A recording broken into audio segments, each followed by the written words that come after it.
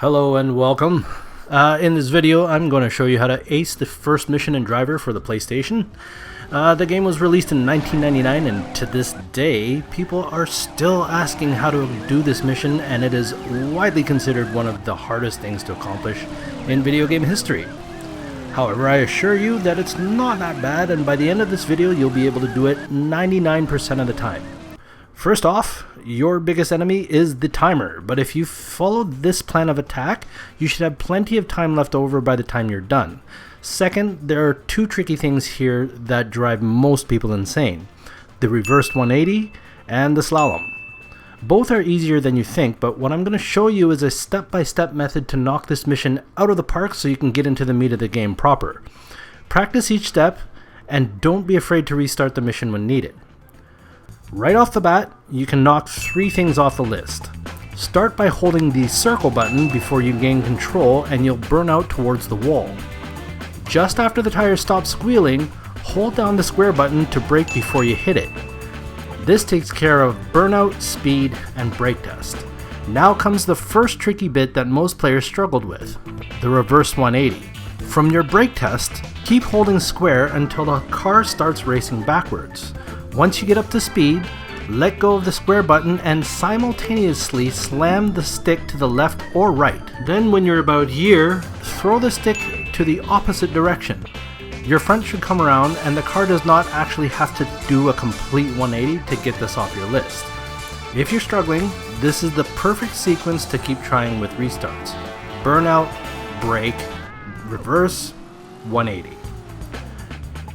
Next, you'll want to head left and start in on your slalom, the next tricky bit.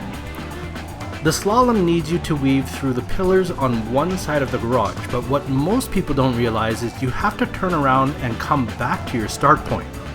The trick here is that there's no speed requirement.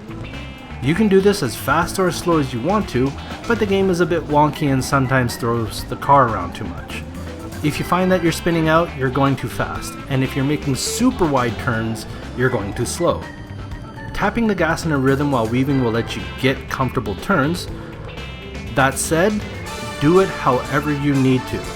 Once you return to your start point, you'll see the slalom get knocked off. Now all we're left with at this point is the easy stuff. Do a lap in whatever direction you wish, but mind your speed or you're going to make a bad turn and hit something.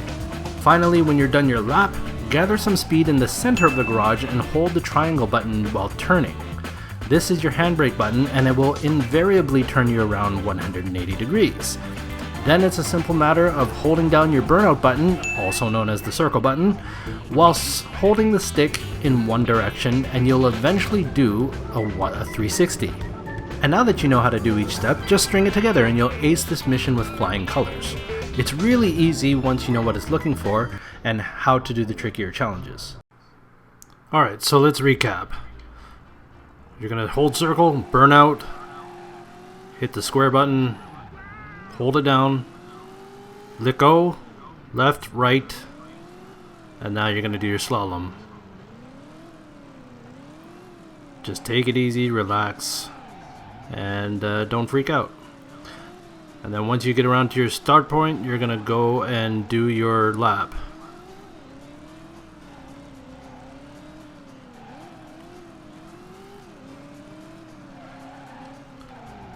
Now you got your lap, you're going to get your 180. And finally your 360. And that's all there is to it. So hope this helps.